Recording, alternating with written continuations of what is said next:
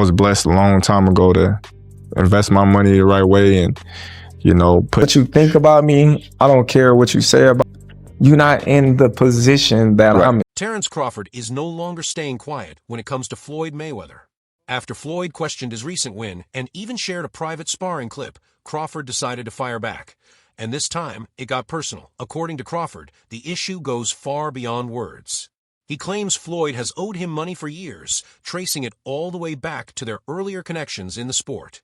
In fact, Crawford put a number on it, alleging the amount is around $31 million. This accusation comes at a time when Floyd is already dealing with fresh controversy, including reports of legal trouble in Las Vegas over unpaid luxury vehicles. Crawford believes the online jabs and public criticism are just distractions, suggesting Floyd is trying to protect his image while his financial reality may not match the lifestyle he promotes. He was a better guy for the job. He's going to make you hundreds of millions, you say? Hundreds of millions, it sounds good, but we're in the billion. The situation that sparked Crawford's response traces back to a lawsuit filed less than 10 days ago in Clark County District Court, painting a troubling picture for the former champion. The complaint names both Floyd Mayweather and his company, Mayweather Promotions LLC, with Vegas Auto Gallery, accusing him of purchasing 4 luxury vehicles totaling over $2 million on July 3 RD. The lineup reportedly included a 2018 Mercedes-Maybach, a Ferrari, a Porsche, and a 2025 McLaren, an eye-catching collection even by Floyd standards. Court documents claim he provided 2 checks, one for $1.6 million and another for $650,000, but later instructed the dealership not to process them, adding another layer of controversy to the case. That they did some shady practices, but this is a response to their lawsuit that he bought 4 cars in the amount of $2.3 million back in July. And one of the cars was $1.2 million, which was a 2018 special edition Maybach. I don't know, something really, really fancy. Instead, he reportedly showcased the cars on Instagram, displaying them to his massive audience and reinforcing the larger-than-life image he's known for. According to the dealership, the vehicles were never meant to be permanent purchases, but rather used to maintain the Money Mayweather persona. In the end, 3 of the cars were returned, while Floyd allegedly agreed to keep the Maybach under a deal valued at around $1.20 million. However, the core issue remains. The dealer claims that payment for the vehicle was never completed, keeping the dispute very much alive. Options. I got about 100 cars, but right here, we like to call this the sweet. By agreeing to the settlement, Floyd and Mayweather Promotions effectively acknowledged the debt, leaving little room to dispute it if payments weren't made. Despite that, the dealership claims multiple deadlines were missed, even after extensions were reportedly granted. Speaking on behalf of Vegas Auto Gallery, attorney Michael Cristalli didn't hold back, stating that the situation is clear-cut. According to him, Floyd completed the purchases, issued the checks, signed the paperwork, and still failed to follow through with payment. $1 million. That's an incredible amount of money. And then they go, that's true, but you owe 50 more. And he's just like, that can't be right. This isn't the first time Floyd Mayweather has faced accusations like this. Over the years, multiple businesses have come forward with claims that payments were delayed, disputed, or never fully settled, from reported issues involving unpaid wages tied to his former Las Vegas strip club, Girl Collection, to disagreements with jewelers and event promoters.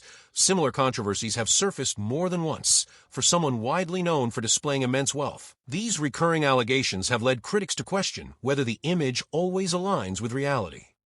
I mean, dang, Floyd Money Mayweather. Man, wow, y'all around here getting Rolexes, not paying for them. Man, y'all got stacks of money, owing jewelers money.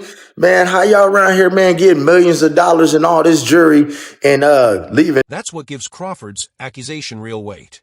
His claim that Floyd owes him around $31 million doesn't seem to come out of nowhere, especially considering the bigger picture. While no detailed explanation has been provided, the context offers some possible clues.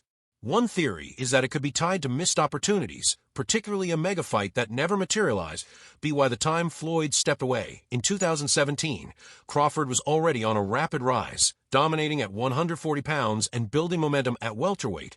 A clash between the two during that period had all the ingredients of a massive event, one that could have generated enormous pay-per-view revenue and changed the financial landscape for both fighters. I know life is hard, I know life is expensive, but come on, dude, put your legacy first. Another possibility goes beyond the ring and into business dealings. Mayweather Promotions has been involved in numerous fighters, events, and ventures over the years, and disputes over splits, promotional cuts, and promised opportunities are nothing new in boxing. What makes this situation more intense is the timing, coming right after a private sparring clip of Floyd surfaced online. In boxing culture, sparring sessions are treated as private ground, a place where fighters sharpen their skills without judgment or exposure. It's built on trust. Putting that kind of footage out publicly isn't seen as promotion. It's viewed as crossing a line and breaking an unspoken rule within the sport. Money Man is getting ready. Super Bowl weekend, Las Vegas. He had to get the ones. Make it rain. Yeah. I need everybody. I mean everybody.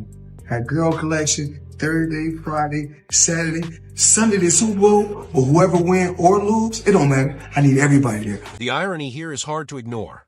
Floyd built his entire image on two things: an untouchable 50-0 record and the larger-than-life money persona. TB and the Money Team aren't just slogans, they define everything he represents. But now, with lawsuits involving disputed payments and unpaid luxury cars, that carefully crafted image is starting to show cracks. At the same time, Terence Crawford, fresh off making history as the first fighter to become undisputed in 3 divisions in the 4-belt era, has the credibility and momentum to speak out. And in this moment, his voice carries more weight than ever, putting Floyd's reputation under an even brighter spotlight. So the money's really gone. Yeah, that's what you think. It's get the money, spend the money. All that money. Yeah, it took, been 2 years. So is it just his overhead is so high on a day-to-day, month-to-month? Like I don't even want to talk about it. Like with the lifestyle, that money's gone. Trust me. Now it's like the Vegas Auto Gallery case puts serious pressure on the Money Mayweather image, exposing how quickly it can unravel under legal scrutiny. According to court filings, Floyd not only failed to follow through on payment, but also took the fight public, warning his massive audience to avoid the dealership. The dealer claims those posts led to backlash and even threats from some of Floyd's supporters, turning a financial dispute into something much bigger. From their side, it's about unpaid money and damage to their reputation. But for Floyd, it appears to be a two-front battle, fighting it out in court while trying to control the narrative in the public eye. About the whole 50 Cent story, you got to hear accusations that Floyd Mayweather has unpaid debts with fellow athletes. A widely known allegation comes from rapper 50 Cent, who accused Floyd of cheating him out of $2 million during his jail sentence. Then are we talking over $2 million? It's about that. Oh, okay. At that point, it was, invested in. All right. So look, he goes, when he finally does bring up... Terence Crawford has always taken a careful, calculated approach to his career and finances. He eventually parted ways with Top Rank after long-standing disagreements, choosing to bet on himself in the biggest moments of his journey. That decision paid off when he faced Errol Spence Jr. and turned that risk into a career-defining payday. Now sitting at the top of boxing as an undisputed champion in 3 weight divisions, Crawford stands in a position of both achievement and financial control on his own terms. So when he speaks out about Floyd Mayweather, it goes beyond simple criticism. It comes across as the voice of a fighter who sees himself not only as a rival in legacy discussions, but also as someone stepping into the same space of independence, control, and influence that Mayweather once defined. We're going to get to it. What's up? We're going to get to it. International with.